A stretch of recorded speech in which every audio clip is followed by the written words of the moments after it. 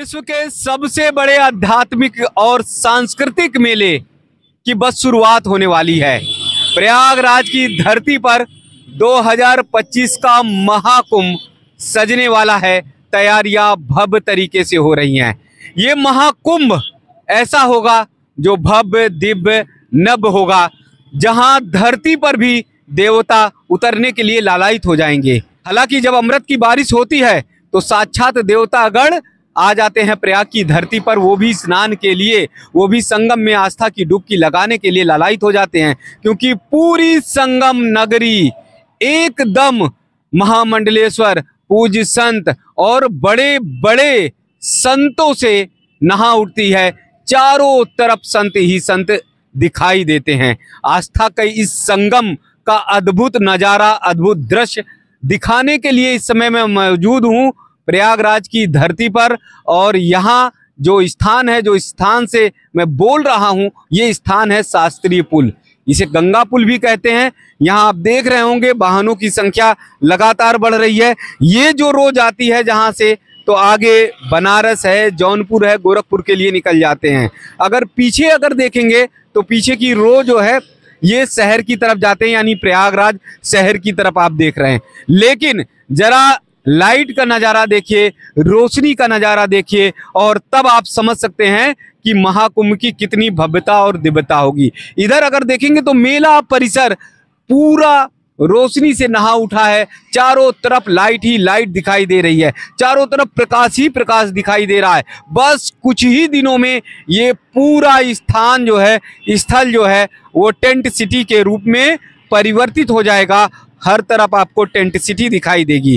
कहीं पर कल्पवासी होंगे, कहीं पर संत होंगे, कहीं पर सन्यासी होंगे, कहीं पर पूज्य महामंडलेश्वर होंगे, कहीं पर संत महाराज जी की लंबी टोली होगी। और फिर जब शाही स्नान होगा तब आप देखेंगे उत्साह और उमंग नागा सन्यासियों का। नागा संत बड़ी संख्या में स्नान करने के लिए महाकुंभ में आते हैं।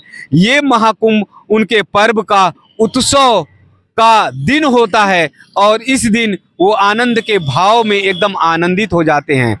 वैसे तो 13 जनवरी को महाकुंभ प्रारंभ हो रहा है, लेकिन एक महीने पहले प्रधानमंत्री नरेंद्र मोदी जी 13 दिसंबर को अनौपचारिक रूप से महाकुंभ का शुभारंभ करेंगे और तमाम योजनाओं का लोकार्पण भी करेंगे। एक तरफ यहाँ लाइट देख रहे हैं तो दूसरी तरफ इधर भी देखेंगे, यहाँ पर भी पूरे महाकुंभ की जो तैयारियां हैं वो आप सब देख सकते हैं। लाइट ही लाइट, रोशनी ही रोशनी आपको हर तरफ दिखाई देगी। यहाँ पर भी बड़ी संख्या में कल्पवासी कल्पवास करेंगे। साधु संत सन्यासियों के डेरा और अखाड़ा लगेंगे, यानी कुंभ की नगरी पूरी तरह से परिवर्तित होने वाली है। कुंभ की नगरी पूरी तरह से बदलने वाली है। संत सन्यासियों में, कल्पवासियों में, साधक और भक्तों में।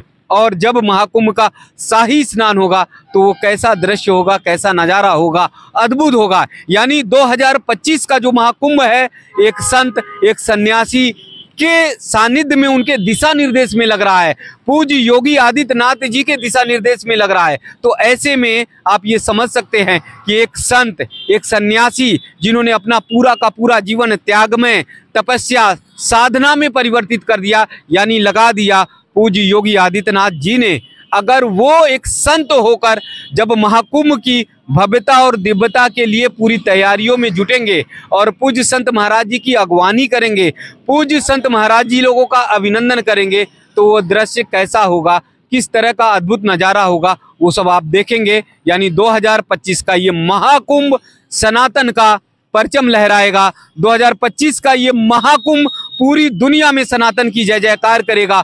2025 का ये महाकुंभ प्रयागराज की धरती से पूरी तरह से, चारों तरफ से पूरे विश्व को सनातन के एक आवरण में ढक लेगा। और इसके बाद से शुरू होगी सनातन की वो लंबी यात्रा जो विश्व के कल्याण की कामना करती है। सनातन की वो यात्रा जो विश्व के लोक कल्याण के लिए सतत लगी हुई है। तो यानी यहाँ से महाकुंभ से जय घोष होगा पूरी तरफ, चारों तरफ, और वो जय घोष होगा सनातन के धर्म की, सनातन के जय जयकार की। दोस्तों, महाकुंभ को भव्य दिव्य नभ बनाने के लिए करीब करीब 50,000 से अधिक श्रमिक कर्मचारी लगातार काम कर रहे हैं और 24-24 घंटे शिफ्ट वाइज काम यहाँ पर हो रहा है। आप ये समझिए कि महाकुंभ की तैयारी में पूरा एक शहर बसने वाला है, पूरे एक शहर की आबादी यहाँ पर आने वाली है।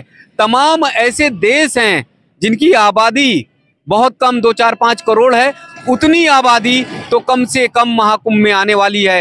अर्थात 40 करोड़ के करीब ये आबादी, यानी 40 करोड़ के करीब श्रद्धालु 70 से अधिक देशों से महाकुंभ में आने वाले हैं। तो आप ये देखिए कैसा जनसैलाब होगा, कैसा आस्था का संगम होगा।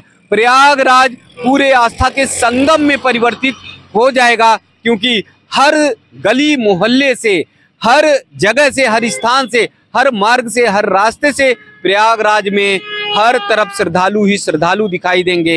हर तरफ आस्था का संगम दिखाई देगा, हर तरफ आस्था का वो सैलाब दिखाई देगा जो दुनिया ने कभी नहीं देखा होगा।